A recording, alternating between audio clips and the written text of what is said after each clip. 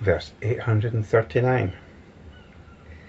Let it be known that those who reflect and practice meditation can be released from the evil theories by training themselves in the three things: the path, the truth, and the insight.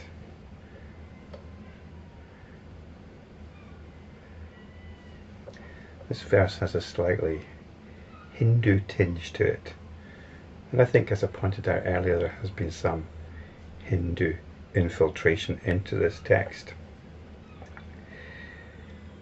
in one way or another, but let's go with it. The path, the truth. Before I say anything else, I'd just like to have a look at the word for insight here. Insight is quite popular these days. Insight meditation, known as Vipassana meditation. And Vipassana, as a term, as far as I understand it, is not particularly common in the early Buddhist texts. There wasn't really any talk of Vipassana. This is something which has come out of Burma, and it's very popular nowadays.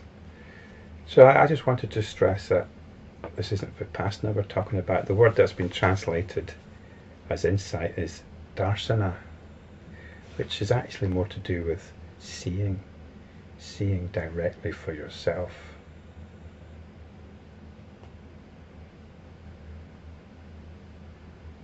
This is actually the path. The path is actually seeing directly for yourself. And this is the truth also. So that's quite straightforward. This is what we're concerned with in these videos, and this is what we're concerned with in this text, pointing directly to the truth, seeing it for yourself. This is the path. And what about these evil theories that we want to get away from? Well, evil theories are theories which promote understanding. All theories in this case are evil in relation to spiritual practice, because we're not interested in theories.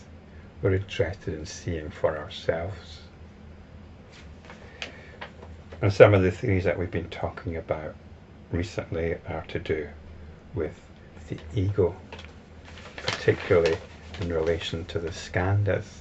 Now, if you've been watching these videos for a while, and I hope there are some people still watching them,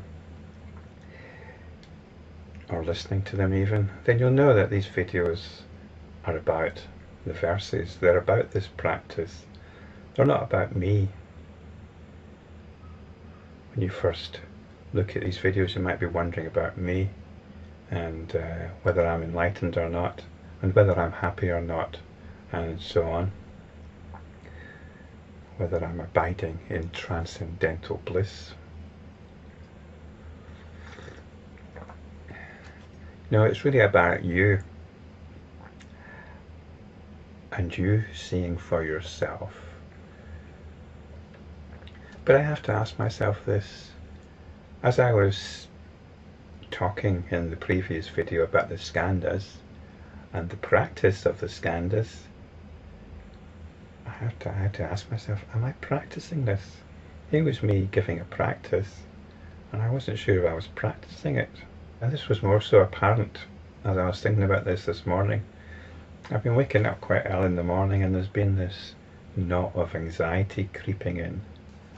I haven't had it for a while, but it's just a knot of anxiety. It's not that I'm anxious about anything in particular, although I can find things to be anxious about. It's very easy to find things to be anxious about, but I was noticing this knot of anxiety, and it's been creeping in not just this morning but the last few days. And the thing about this this sort of feeling is, it gives you the sense of, well, this is how things are. It's like you've always had this feeling. It's real.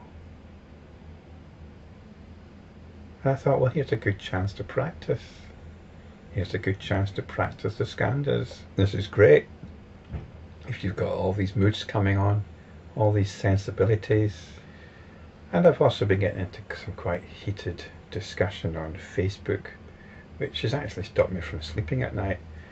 I used to be quite incredulous that there's been stories about teenagers committing suicide because of posts on Facebook. And I thought, what a lot of nonsense, just switch the computer off. But now I can see how it works.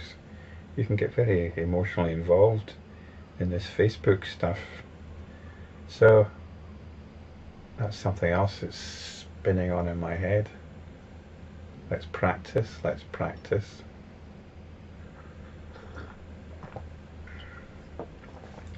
I'll stick though with the negative anxiety one, because that's a little bit easier. The rather constricting anxiety. Because I was feeling bad. I thought, I'm doing these teachings and here I am experiencing this. But I thought, well, here's an opportunity to practice. Here's an opportunity to practice the skandhas. Because practicing the skandhas is what we do anyway as enlightenment practitioners. We observe what's going on. And I've got this anxious feeling, which is very real. So I can put this anxious feeling into a particular pile. It's a feeling. It's a feeling. This is Vedana. It's an uncomfortable feeling, an unpleasant feeling. It's Vedana. And there's a tendency to want to put this onto particular thoughts, to feed it with certain thoughts. This feeling is actually not unknown to me. It's quite a common characteristic. So there's this feeling, and I want to feed it with some thoughts. And these are thoughts which I justify because they're concerned with reality. Things I must address, like my financial situation, my health situation, and so on. So there's a tendency not to want to just feed this feeling with thoughts, but to justify it in terms of the way reality is.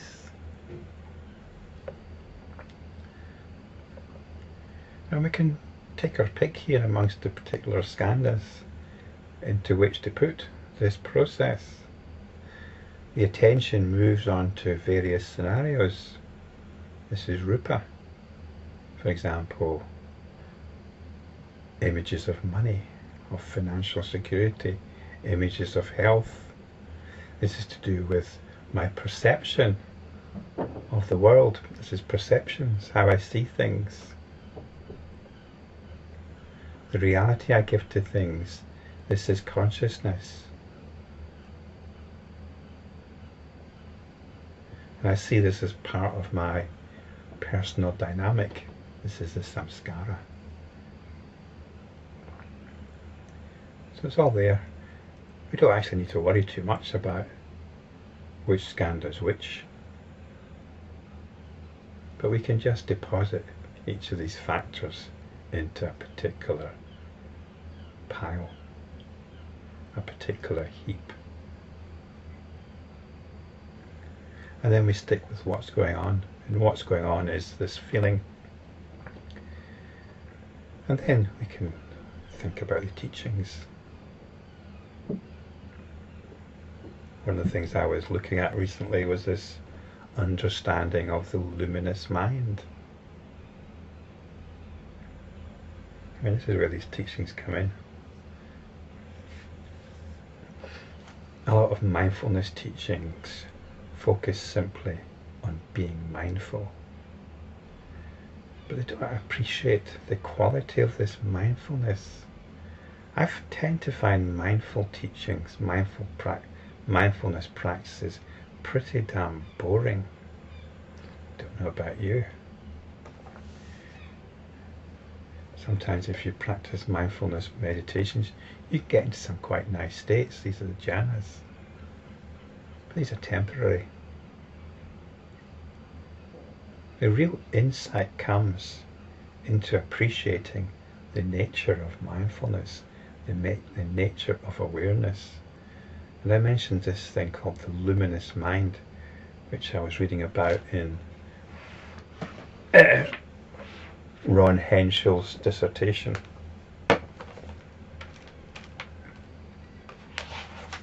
Which I've mentioned recently.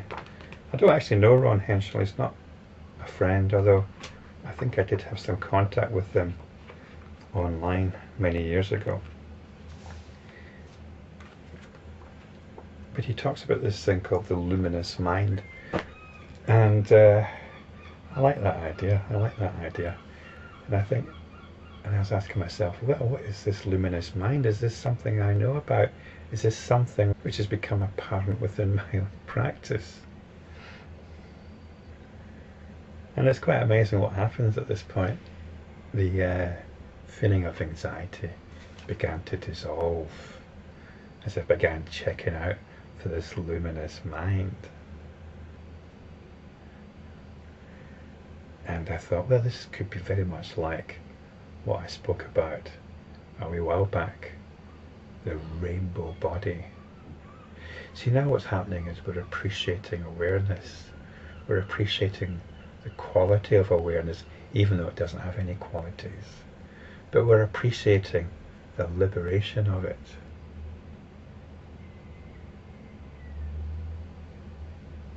We're appreciating the access it gives us to unconditional joy.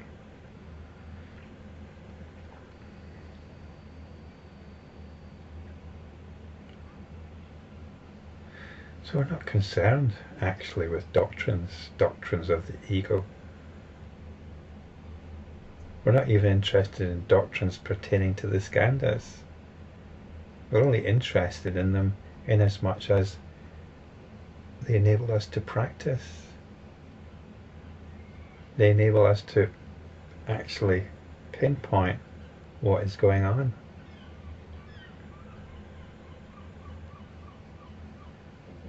I dare say that later today this anxiety might well once again get a hold. But then I practice again. Then I practice. This is the path, this is the truth, and this is insight. And this is the insight which we train ourselves in.